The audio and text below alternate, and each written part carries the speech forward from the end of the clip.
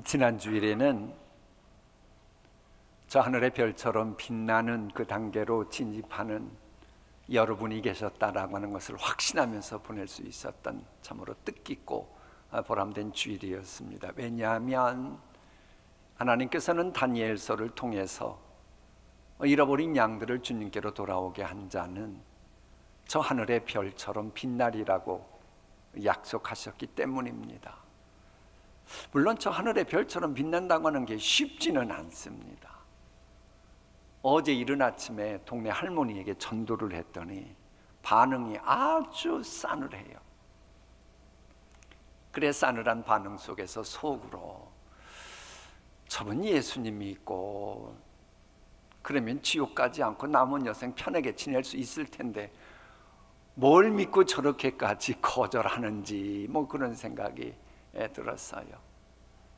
여러분, 지난 주일에 173명의 이 새신자들 혹은 장기 결석자분들이 우리 함께 예배 드렸다고 하는 거 쉬웠을 줄 압니까? 결코 쉽지 않았습니다. 그분들을 위해서 얼마나 기도했고 얼마나 애를 썼고 참고 또 참고 무시당하면서도 또 무시당하면서도 포기하지 않았기 때문에 그분들이 함께 예배드릴 수 있었던 겁니다. 그래, 이런 과정 제발 잊지 말고 우리 온 교회는 그 한 분 한 분을 지극정성으로 계속 보살펴 드려야 됩니다. 물론 성령님의 도우심 바라면서 그렇게 해야 그분들이 우리 교회에 잘 정착하는 열매가 맺힐 수 있습니다. 사실 그분들이 교회 나오시는 열매 맺힌 것도 성령님이 도와주셨기 때문에 그렇습니다. 누가 교회 가자고 그래서 교회 가겠어요? 여러분, 천국과 지옥 믿어지는 거, 예수님이 내 죄를 대신 사해 주셨기 때문에 예수 믿을 때 내가 죄 사함 받았고 전능자 하나님이 나의 소망의 하나님 아버지가 되신다라고 하는 거 그저 안 됩니다. 성령님이 도와주셔야지만 되는 겁니다. 그래, 본문은 성령님께서 임하신 것부터가 오순절이었음을 분명히 밝히고 있어요. 저 오순절이 어떤 절기입니까? 구약에서 오순절이라고 하는 것은 내가 그동안 뿌렸던 씨앗들을 거두는 절기, 77절 오순절이라고 하는 그 절기입니다. 저기에는 하나님의 깊은 상징적인 의미까지 담긴 거예요. 여러분, 오순절에 성령님을 보내셨다라고 하는 것은 그동안 제자들의 마음밭에 뿌려진 말씀의 씨앗들이 성령님 오시면서 열매를 맺기 시작했다, 이걸 알려주게 합니다. 그래, 사도행전에 보면 참으로 많고 많은 열매가 맺히잖아요. 그 출발점이 바로 오순절에 성령님이 오시고 나서 그 이후부터입니다. 여러분, 그러기 때문에요, 교회의 생일이 성령 강림주일이잖아요.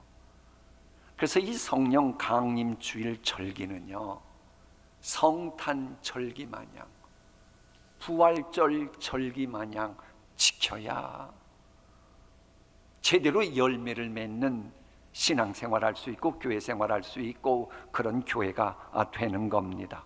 물론 우리의 마음에 뿌려진 말씀의 씨앗들도 열매 맺으려면 성령 받아야 돼요. 성령. 자, 그러면 성령 받은 사람들에게 어떤 열매가 맺힙니까? 사도행전 2장에 나타난 것만 살펴보면 첫째, 성령 받으면 마침표를 느낌표로 만드는 스토리들이 우리에게 계속 열매 맺히게 됩니다.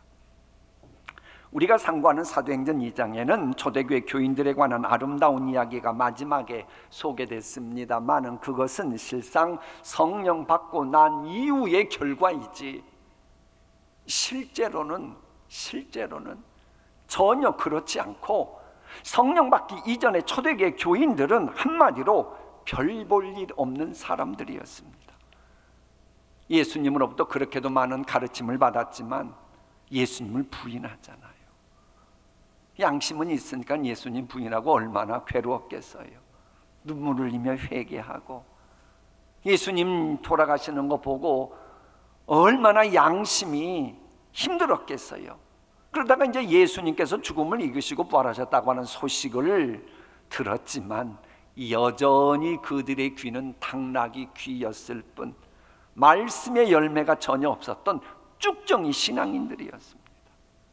그래, 예수님 부활하시고 나서도요, 오순절 성령 사건 있기 전 가운데를 보세요. 베드로부터도 예전의 모습으로 돌아가서 갈릴리 호수에서 그물이나 던지고 있었잖아요. 전혀 열매가 없었어요. 한마디로 존재 이유와 관련해서 마침표가 찍혀진 끝장난 인생, 별 볼 일 없는 인생이었어요. 이게 구약 성경과 연결시키면 이 출애굽한 이후로 광야 생활에서부터 하나님이 그렇게도 꿈 같은 스토리로 그런 공동체로 희년에 관한 말씀을 선포하셨잖아요. 그런데 그 귀한 말씀도요, 성령 사건 있기 전까지 오랜 세월 동안 한 번도 열매 맺힌 적이 없었습니다. 그러니까 희년에 관한 말씀이라고 해도 그건 아이고 현실 불가능한 말씀이지 이렇게 생각하고 그 말씀을 실천할 엄두조차 내지 못했던 죽은 믿음의 종교인들이었다는 거예요. 그런데 성령님이 임하시고 나서 그 말씀들이 하나씩 하나씩 살아나서 열매 맺기 시작합니다. 심지어는 그 오랜 동안 수백 년 이상 말씀 열매 맺지 못했던 희년에 관한 말씀조차 열매를 맺는데요, 이건 열매 맺는 정도가 희년에 관한 말씀 그 이상으로 풍성하게 열매를 맺히게 됩니다. 에베소서 보면 우리가 생각하고 기대하는 것 이상으로 하나님께서 풍성하게 채워주신다 그랬는데, 여러분 우리도 그렇습니다. 그 에베소서의 말씀 우리가 기도하고 간구하는 거 그 이상으로 많은 열매 맺고 싶어요? 그저 안 됩니다. 성령 받아야 돼요. 성령 받아야 그 말씀이 살아 움직이거든요. 얼마나 이게 대단했던지 주변 사람들조차 놀라고 칭송할 정도로 감격적인 삶이 전개된 거예요. 분명 그들의 인생은 저렇게 마침표 인생이었습니다. 내 힘으로 안 되니까 마침표 찍죠. 내 능력으로 도저히 안 되니까 마침표 찍었지요. 근데 여러분, 저 인간의 마침표는 실상 전능자 하나님께서 막 일하고 싶어 하시는 그 타이밍입니다. 왜? 마침표 찍고 하나님이 역사하셔야 하나님이 역사하셨음을 그들이 인정하고 하나님께 찬양 돌리니까요. 마침표가 찍혀졌을 때 성령님께서는 우리에게 말씀하시는 겁니다. 안 되지? 잠시 숨을 고르고 내게 맡겨봐. 내가 할게.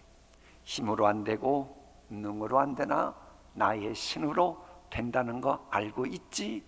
그리고 그때부터 역사하시기 시작하며 마침표 인생이 느낌표가 찍어지는 인생이 되고야 마는 것입니다. 이런 확신을 주는 말씀 다시 한번 볼까요? 인간의 힘으로 안 되고 능으로 안 되나 오직 무엇으로 되느니라? 그렇습니다. 성령 받으면 마침표 인생이 느낌표 인생으로 변화가 됩니다. 인생살이의 주관자는 하나님이실진데 내가 아무리 마침표를 찍었다고 해도 성령께서 아니다 내가 개입하시겠다 그러면 마침표에 밑에 선을 하나 살짝 그으시면 마침표가 끝난 게 아니고 쉼표가 됩니다. 수고하고 무거운 짐을 다 주님께 맡기고 하나님 도와주십시오. 그래 보세요.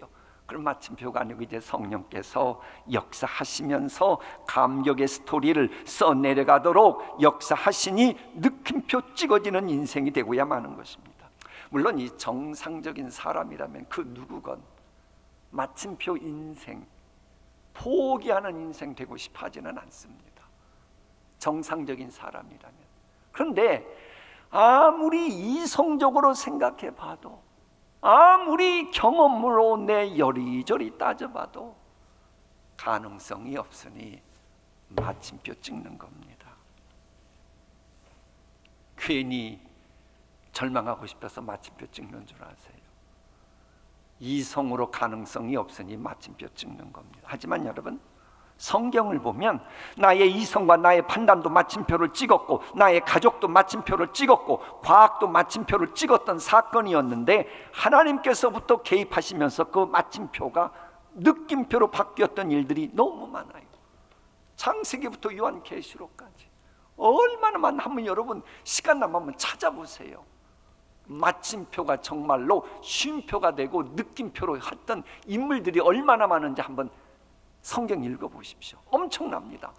우리가 너무나도 잘 아는 이야기 해볼까요? 최근에 다윗 이야기였는데, 다윗이 처음에는 얼마나 잘 풀렸어요. 우길승천의 기세로 총행무진하는 삶이었는데 언제부턴가 꼬이고 뒤죽박죽인 거예요.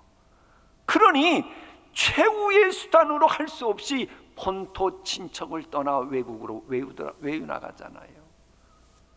그런데 그것도 안 되는 겁니다. 소망이 없는 겁니다. 죽을 처지가 되자 이제 끝장이구나 생각하고 마침표를 찍었던 겁니다. 그래서 그때 상황을 다윗은 이렇게 말합니다. 기가 막힐 웅덩이에 빠졌다. 어디에 빠졌다? 기가 막힐 웅덩이. 내가 봐도 이 웅덩이에 빠지면 소망이 없는 거예요. 끝난 거예요. 마침표예요. 그런데 하나님이 개입하시자 느낌표의 인생이 되어졌음을 경험하고 이렇게 고백합니다. 나를 기가 막힐 웅덩이와 수렁에서 끌어올리시고, 아직은 쉼표입니다. 마침표는 이제 아니에요. 주께서 끌어올리시니까 마침표는 아니고 이제 순표가 된 거예요. 쉼표가 된 거예요. 내 발을 반석 위에 두사 내 걸음을 견고하게 하셨도다. 느낌표가 만들어져 갑니다. 새 노래 곧 우리 하나님께 올릴 찬송을 내 입에 두셨으니 많은 사람이 보고 두려워하여 여호와를 뭐하리로다. 다윗 저거 마침표 인생 끝장난 인생이었는데 어떻게 저렇게 되지? 그걸 보고 주변 사람이 두려운 거예요. 야, 어떻게 저렇게까지 되나? 그리고는 나도 다윗이 믿는 하나님 믿고 의지해야지. 그러면서 느낌표 인생이 되었다라고 하는 겁니다. 진실로 우리보다도 훨씬 탁월한 사람들이 있어요. 우리가 봐도 감당하기 힘들 정도로 정말로 대단해요. 매스컴이 주목하는 사람이에요. 그들도 삼키고야만은 험한 세상 풍파가 우리를 덮친다고 해도요, 성령 감화 감동 받노라면 고해바다 같은 세상을 여러분은 삼키움 당하지 않고 당당하게 활보하면서 소원의 항구로 나아가는 열매를 맺을 수가 있어요. 아니, 나보다 뛰어나고 저렇게 인맥 조직력이 나하고 비교도 안 되는데 그런 사람도 삼키움 당하는데 여리디 여인 내가 어떻게 세파를 헤쳐나갈 수 있다는 거지. 말이 안 돼. 그렇습니까? 그럼 예를 들어볼까요? 여러분, 강한 쇳덩이를 막 찢어놓는 그런 분위기에 여리디 여린 물고기가 놓여 있으면 어떻게 될까요? 그건 말할 것도 없이 상상조차 못할 정도로 찢기움 당할 걸 생각할 겁니다.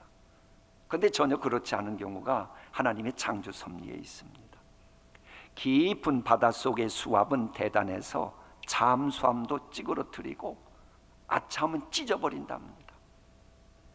그 엄청나게 강한 쇠도 찌그러지는 상황이지만은요, 잠수함과는 비교도 안 되는 작은 물고기는 그 상황에서 아주 한가롭게 헤엄치고 다닙니다.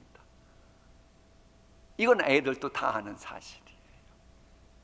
아니, 여린 물고기보다 엄청나게 강한 잠수함도 찢어버리고 찌그러뜨리는 상황인데, 여린 물고기는 전혀 기사 하나 나지 않고 막 물속을 휘젓고 다녀요. 좋아라. 어떻게 가능해요? 하나님께서 여린 물고기에 밖의 압력을 견딜 수 있는 요만한 부레를 넣어두셨기 때문에 가능한 겁니다. 이건 자연 상식입니다. 초등학생들도 다 아는 상식입니다. 진실로 강한 쇠덩이처럼 대단한 영웅 호걸들의 삶도 갈갈이 찢어버리는 사탄마귀가 우는 사자처럼 호시탐탐하고 있는 세상 고의 바다 한복판이라 할지라도 그에 비해 우리는 보통 사람이기에 이제는 우리도 죽었구나, 우리는 더 먼저 끝장나겠구나 하면서 마침표 찍고 살아갈 수밖에 없는 상황이라 할지라도 그런 사탄의 공격을 무마시킬 수 있는 전능자 하나님께서 성령의 바람을 우리에게 불어 넣어주시면 우리는 견딜 수 있는 것입니다. 이게 바로 감당할 시험만 주신다라고 하는 그 고백으로 이어지는 것입니다. 진실로 창조의 영인 성령께서 우리 마음에 오셔서 감화감동하시면 우리는 정가 보는 고의 바다 세상이라 할지라도 소원의 항구에 이르게 하는 말씀의 내비게이션의 안내를 받아가면서 믿음으로 당당하게 힘차게 말씀에 노를, 인생살이에 노를 저어갈 수 있는 거예요. 이런 성령 받으셨습니까? 여러분은 실은 받았을 겁니다. 예수 믿잖아요. 성령 받은 겁니다. 기도할 때 하나님을 아버지라고 부르는 게 자연스럽게 나오잖아요. 성령 받은 겁니다. 그러면 이 단계로 우리가 나아가야 그게 지금 제대로 성령 받은 자의 그 여정을 따라가는 겁니다. 왜? 성령님은 진리의 영이기 때문에 그래요. 주변에 보면 세상 관점에서 보면 대수롭지 않게 보여요.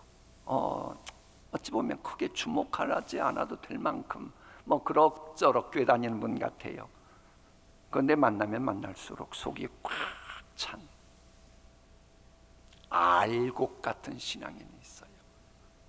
겉으로 보기에는 참 남들이 주목하지 않을 것 같은데 시간이 지날수록 그분을 보면 막 거목처럼 뿌리 깊은 나무처럼 신앙이 견고한 이런 분이 계셔요.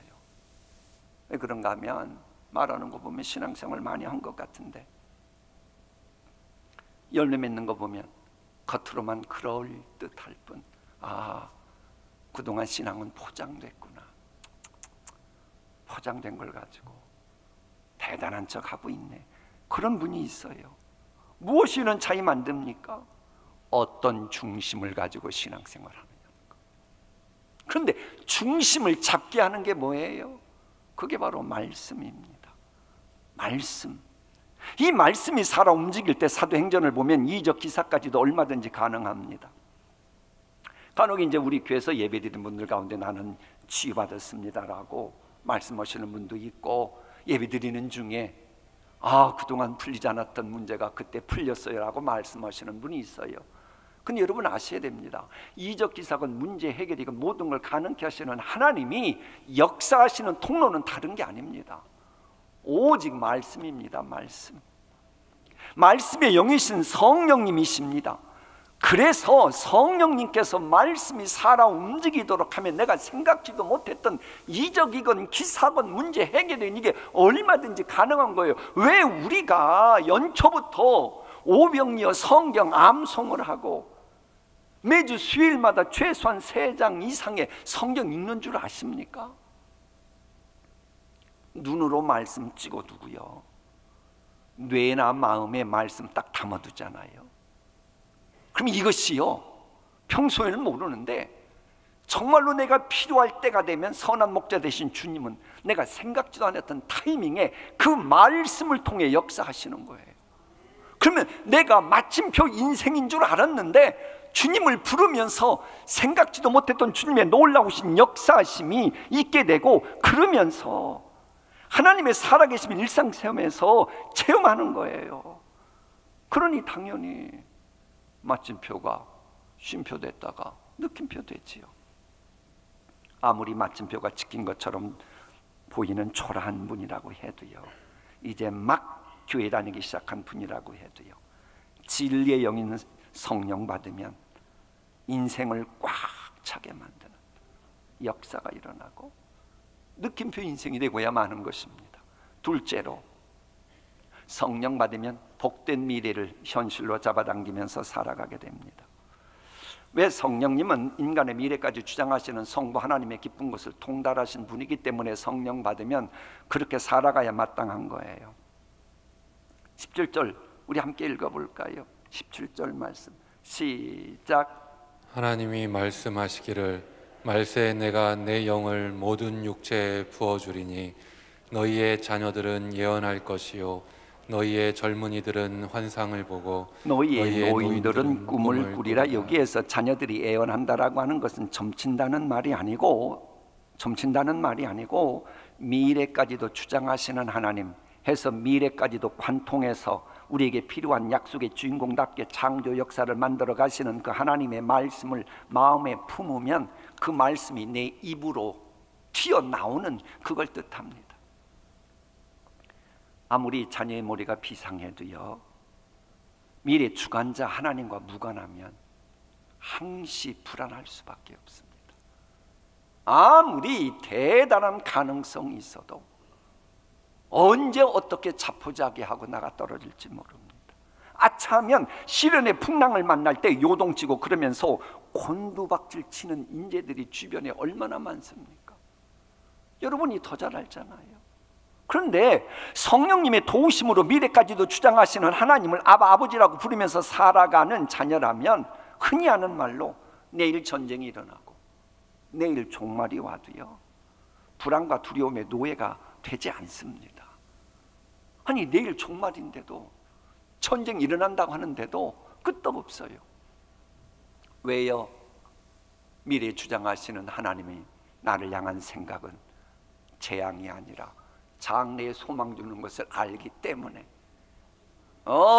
세상 사람과는, 세상 젊은이와는 다른 거예요. 그래 똑똑하고 잘나고 대단해 보이는 어른들도 요즘 눈에 보이는 현실 바라보면서 절망하고 낙담하고 주눅들어 살아가고 있는데도 성령 받아가지고 그 철부지 애송이 같은 자녀들이 소망을 가지고 하루하루 살아간다. 매력 있지 않습니까?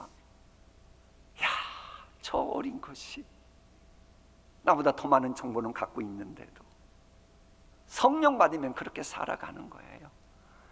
그래서 성령 받으면요, 아무리 어린 철부지라고 해도요, 산전수전 다 겪은 그 어떤 어른도 감당할 수 없는 인생으로 자리매김한다고 시편 119편은 이렇게 말합니다.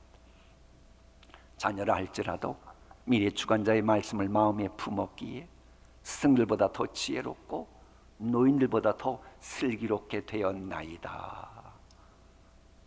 이러면 되는 거 아니에요? 학교에서 가르치는 선생님들이 여러분의 자녀들의 앞날 다 압니까? 그걸 어떻게 알아요? 어떻게 책임져요? 그런데 인간의 모든 것 주장하시는 그 성령님이 임하면 그 미래를 현실로 끌어당기는 소망이 있기 때문에 살아가는 게 다른 거예요. 자, 그런가 하면 본문은 연세 드신 노인이라 할지라도 꿈을 꿀 수 있어야 성령 받았다라고 하나님이 인정해 주시겠다는 거예요. 우리 교회에도 연세 드신 분들 가운데 예배하는 모습 보면 참 꿈꾸시는 분들이 많아요. 연세 드셨음에도 주님의 은혜 사모하면서 말씀 경청하는 모습을 보면 때로는 나오시면서 목사님 너무 은혜 받았어요 그러는 거면 속으로 무슨 생각 드는 줄 압니까? 그렇지, 저렇게 연세 들어가시는 것이 꿈꾸는, 성경이 말하는 노인들도 꿈을 꿀 것이요, 그렇지, 저렇게 신앙생활해야 옹골지게 신앙생활하는 거지. 왜? 그분들의 정신건강을 보면요, 젊은이들의 정신건강보다 훨씬 더 강해요. 아니 주의 은혜 사모하는 거 왜 주의 은혜 사모해요? 꿈이 있으니 은혜 사모하는 겁니다. 그것이 뭐 본인을 향한 꿈이건 자녀를 향한 꿈이건 집안을 향한 꿈이건 어떤 꿈이건 간에 꿈이 있으니 주의 은혜 사모하고 하나님께 가까이 나아가는 것입니다. 믿음의 조상 아브람 75세 때부터 시작했어요. 모세 80세부터 시작했어요. 멋있지 않습니까? 75세 된 할아버지가, 80세 된 할아버지가 뭔가를 해보겠다고 꿈을 꾸는 거예요. 근데 본문이 말하는 건 단지 멋있다 이 얘기하려는 게 아니고 성령 받으면 그래야 당연하다는 겁니다. 죄송합니다. 여러분 연세 지금 몇 세십니까? 춘추는 몇 세십니까? 25입니까? 30입니까? 어떤 꿈을 꾸며 살아가고 계십니까? 주님께서 천국으로 오라고 하시는 그 순간까지 젊었을 때의 마음 자세를 흐트러뜨리지 않고 살아가는 것이 우리 성령 받은 사람의 마땅한 열매입니다. 그래서 그렇게도 품격 있는 신앙생활했다고 하는 바울은 이렇게 고백했습니다. 그 연세 드신 분이 이제 곧 있으면 천국 가실 그분이 하는 말이, 내가 이미 얻었담도 아니 온전히 이루었담도 아니라 앞에 있는 것을 뭐 하려고요? 잡으려고. 표대를 향하여 그리스도 예수 안에서 하나님이 위에서 부르신 부름의 상을 위하여 뭐 하노라? 달려가노라. 멋있지 않아요? 그렇게 나이 드신 분이 아직도 본인은 꿈을 향해 나아간다는 거예요. 교회 오는 발걸음이 너무 좋다는 거예요. 예배 드리는 것이 설렌다는 거예요. 성령 받으면 이게 아름다운 모습이고 정상적인 모습이라는 겁니다. 우리 모두 주님 품에 안기는 그날까지 아브라함처럼, 모세처럼, 바울처럼 좀 품격 있게 계속 꿈꾸며 살아갈 수 있기를 소원합니다. 또한 이 성령을 받으면 젊은이들은 환상을 보게 됩니다. 이 설교 준비하면서 발견된 글귀가 이거예요. 젊은이의 특징은 환상을 갖는 것이다. 지금은 가난하고 무지하고 스펙이 없는 젊은이라 할지라도 꿈을 가지고 살아가는 젊은이라면 여러분 함부로 대하지 말아야 합니다. 아무리 남복이 우스워 보여도요, 환상을 갖고 살아가는 젊은이라고 무시하면 여러분이 큰 코 닥칠 겁니다. 왜? 하나님이 그렇게 만드실 겁니다. 이래서 스펙 말고 겉에 드러난 스펙, 이것이 풍성하면 좋겠지만 우선은 성령 받고 환상을 갖고 살아가고 있는, 비전을 갖고 살아가고 있는 젊은이가 하는 것이 더 중요해요. 과연 성령 받은 사람답게 복된 미래를 현실로 끌어당기면서 지금 살아가고 계십니까? 이렇게만 살 수 있다면 참으로 멋지지 않습니까? 그래서 성령 받으면 셋째로 나도 멋지게 살고 남도 멋지게 살아가는 사람이 됩니다. 여러분, 멋지고 품격 있는 교회 생활하려면 성령 받아야 합니다. 그래서 여러분, 성경은, 사도행전은 특별히 교회의 항존 직분자가 되려면 성령 받은 정도가 아니고 성령 충만해야 한다고 이렇게 말합니다. 성령과 지혜가 충만하여 칭찬받는 사람을 택하라. 우리가 이 일을 그들에게 맡기고 우리는 오로지 기도하는 일과 말씀 사역에 힘쓰리라. 이렇게 성령 받은 정도가 아니고 성령 충만한 사람으로 성령의 인정을, 사역을 인정하고 살아가는 교회다 보니 초대교회는 멋있는 교회가 된 거예요. 그래서 본문 47절은 이렇게 증언합니다. 우리 함께 읽어볼까요? 시작. 하나님을 찬미하며 또 온 백성에게 칭송을 받으니 부러움을 사니 주께서 구원받는 사람을 날마다 더하게 하시니라. 저 본문에서 이 칭송을 받는다라고 하는 표현이 우리나라 이 개정개혁 성경이고 공동 번역은 부러움을 샀다는 거예요. 참 초대교회 부럽다, 부러워. 그러면서 이제 구원받는 사람을 날마다 더하겠다. 참 멋진 교회 아닙니까?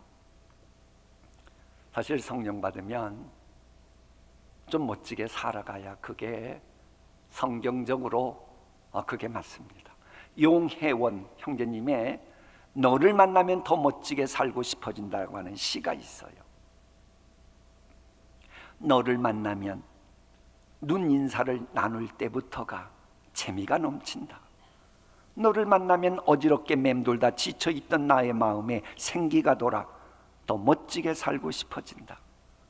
너를 만나면 온 세상에 아무런 부러울 것이 없다. 너를 만나면 더 멋지게 살고 싶어진다. 우리가 세상을 살아갈 때 보면 누군가를 만나면 야, 나도 좀 멋지게 살고 싶다, 그런 사람 만날 때가 있어요. 교회에서 누군가를 만나면 아, 나도 좀 저렇게 멋지게 신앙생활하고 싶다, 그런 분을 만날 때가 있어요. 누군가를 보면 아, 멋있다, 나도 저렇게 가정생활하고 싶다, 그런 생각하게 만드는 분이 있어요. 여러분 주변에 그런 분이 있습니까? 만일 그런 분이 있다면 여러분은 더욱 멋지게 살 것이고, 더 멋지게 신앙생활할 것이고, 더욱 멋지게 가정생활할 겁니다. 그런 분이 없다면 그분은 참 불행한 분입니다. 하나님께 이제부터라도 기도해야 돼요. 동시에 그 누군가가 여러분을 보고 나 저분처럼 멋지게 살고 싶어, 나 저분처럼 가정생활하고 싶어, 나 저분처럼 멋있게 신앙생활하고 싶어, 여러분 그렇게 살고픈 마음은 없습니까? 그렇게만 살아간다면 칭송받겠지요. 그렇게 칭송을 받고 부러움을 산다면 주변 사람들이 야, 나 저런 교회 가고 싶어, 저 사람이 나가는 교회 가고 싶어, 그러면서 본문 후반부처럼 숫자가 부흥하는 역사가 일어나겠지요. 그러잖아요.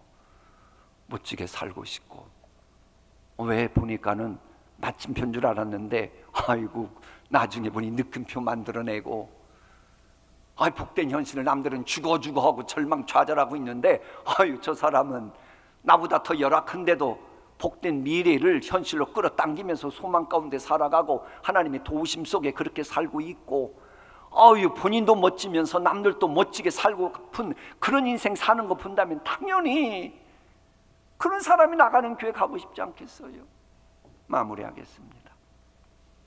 주님의 제자들과 초대교회 교인들이 처음에는요, 주님의 사랑과 은혜를 잊고서도 예수님 배신하고 떠나고 그랬습니다.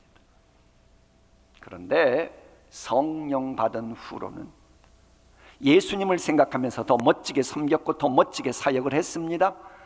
그런 모습을 바라보면서 수많은 후배 교인들은 박해시대인데도 그들을 바라보면서 더욱더 예수님 따라가며 멋지게 살았고요, 힘든 현실을 살아가면서도 세상 유행 풍조와 타협하지 않고 예수님의 제자로 살아갔습니다. 그러니까 나도 멋지게 살았고 남들도 멋지게 신앙생활하도록 만든 초대교회였다는 거예요. 과연 성령 받은 분답게 지금 살아가고 계십니까? 예수 믿는다면 성령 받은 것이라고 했지요. 하나님을 아버지라고 부른다면 성령 받은 것이라고 분명히 로마서가 말하니, 고린도서가 말하니 그게 사실이에요. 그러나 거기에 만족하지 말고 이제는 열매 맺어야 돼요. 마침표를 느낌표로 만들면서 살아가는 분이 성령 받은 분입니다. 복된 미래를 현실로 잡아당기면서 살아가는 분이 성령 받은 분입니다. 나도 멋지게 살지만 다른 사람도 멋지게 살아가도록 만드는 분이 성령 받은 분입니다.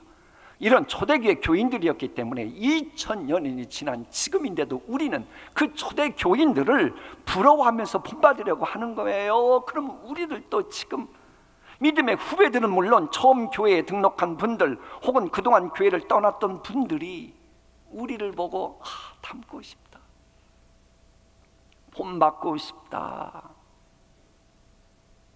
그런 가정생활, 교회생활을 한다면 교회의 머리 되신 우리 예수님이 얼마나 기뻐하실까요? 기도하겠습니다.